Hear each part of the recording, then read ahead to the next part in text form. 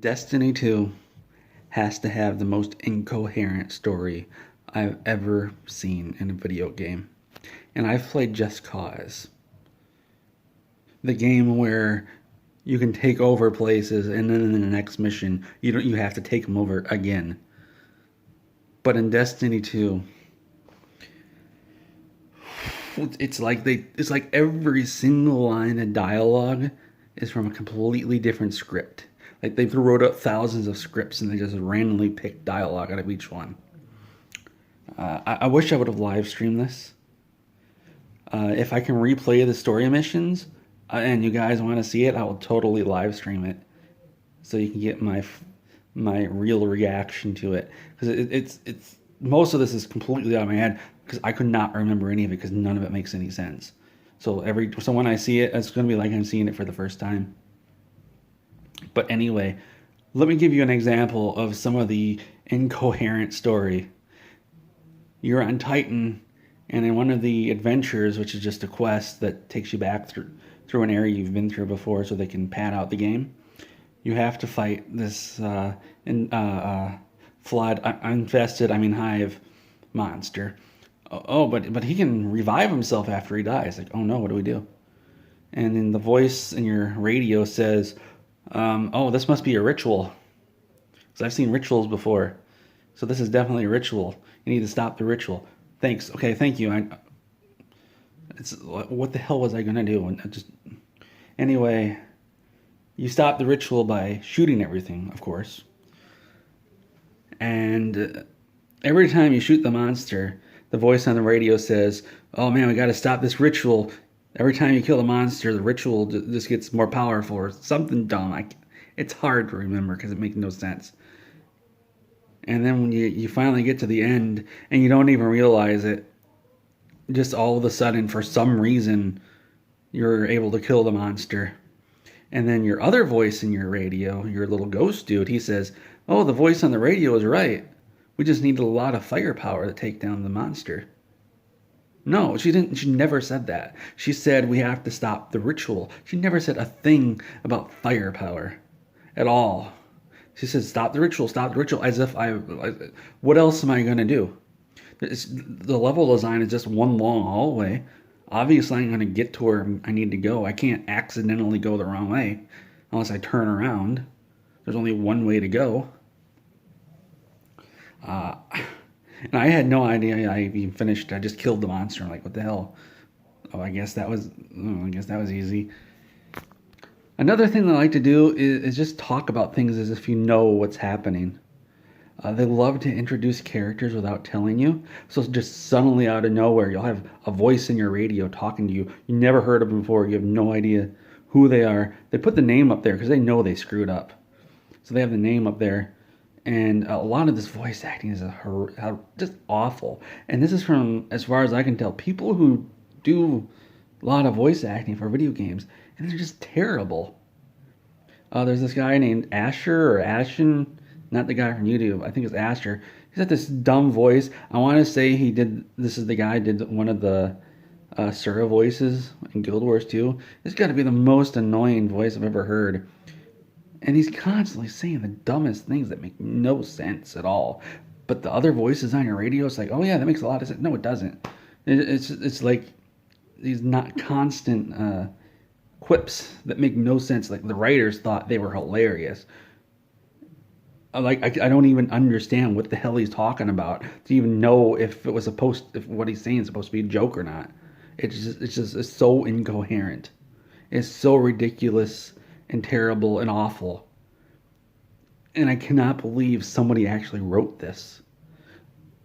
The worst writer in the world could not do this bad. A 5-year-old writing a story about monsters would be more coherent.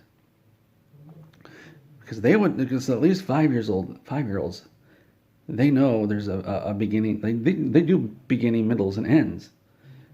They might not do it in that particular order, but you can actually follow the 5-year-old stories. This one, you can't follow it at all. Nothing makes any sense. You're just constantly hopping from planet to planet for no reason at all. That reminds me, I was talking about Titan. After you leave Earth, At some point, you go to Titan, and I swear that at some point somebody said there's people there. This is our last stand. And I thought, okay, that must be a planet where there's a bunch of humans. You get there, it's an abandoned planet, and your voice in your head radio says, "Oh, it was a mistake to bring people here." I thought didn't you say there were already people here? Because it's abandoned. But now you're saying there was nobody ever here. But there were people here there. I have no idea why the place is abandoned. It's just abandoned for some reason. They don't explain why. Maybe it was explained in the first game. I have no idea. The timelines on a lot of things don't make any sense to me. They don't explain it. So what's happening is some evil guy wants to blow everything up first because he can. But first he wants to get the light. What the light is, I have no idea. I know it comes from the Traveler, which is this planet thing that if you're on the planet on Earth, it's really small, but if you're out in space, it's massive and gigantic. So apparently, depending on where you are, it changes size. He wants the light from the Traveler because it'll make him immortal. And I guess you just have to say, okay, yeah, okay, all right, the light's your MacGuffin or something, and it makes all the Guardians, which you are, immortal as well. Which is really powerful. Nobody seems to realize that being immortal, like if you die and you just come back to life, like oh my Todd, you realize what you could do with that? Apparently nobody in the game knows that. Nobody in the story realizes that. Because if you could just come back to life, you just punch and just throw yourself into any situation, and eventually you're going to get through it, just because you're immortal. And then they only realize what they lost what they have when they lose the light.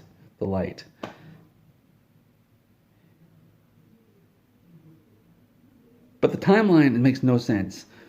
So they do start with a timeline that after Earth gets attacked and taken over, or the city, it's like you're on Earth for a week, and you know that because it tells you that you're not there for a week. It just says you've been there for a week, and then you go to Titan and you start going to all these other planets, and they just decide to drop the fact that time is passing.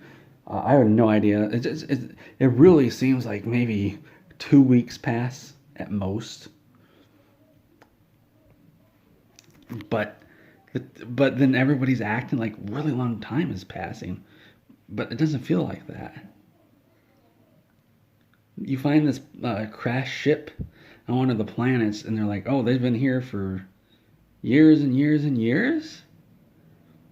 And then there's this guy who was on Earth with you, but he was trapped in like this time loop for years. It's confusing.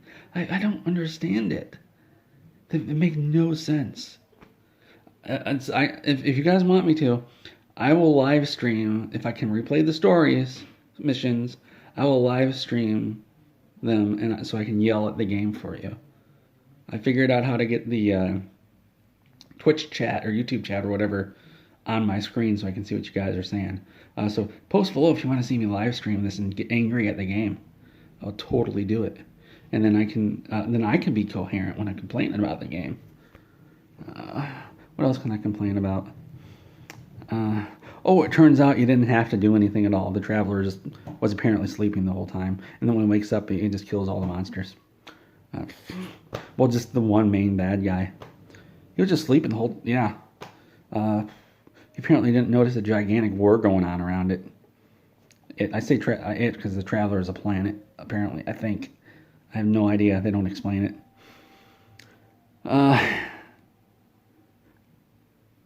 From what I can tell, Bungie wanted to make a fantasy game. But Activision told them, no, you're making a sci-fi first-person shooter. And then Bungie said, okay. But then they just went ahead and made the fantasy game anyway. but they made it a sci-fi first-person shooter because everything in here is just generic fantasy terms. You got goblins, which aren't they're mechanical monsters. You got hobgoblins.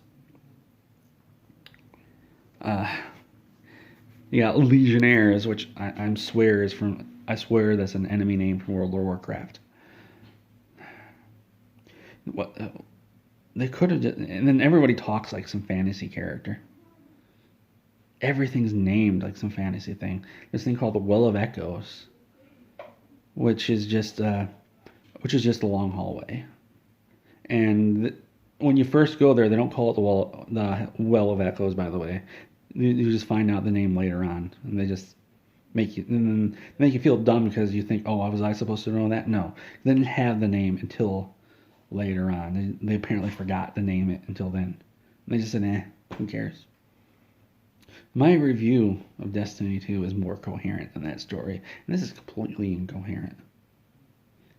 So, comment below if you want to see me live stream the story missions, if I'm able to replay them. If not, I still have more story stuff. I'm sure it's all equally incoherent as the old stuff, because I had Curse of Osiris, utterly incoherent, made no sense at all. There's this place called the Infinite Forest. They're constantly going on about, if you go in there, you're going to get lost. You go in there and it's just a long hallway. How the hell do you get lost in a hallway? You go forward or backwards. This game was made by Bungie, by the way. People made Halo, and they made this. What the hell happened? I don't get it. There was more weapon variety in Halo than Destiny 2.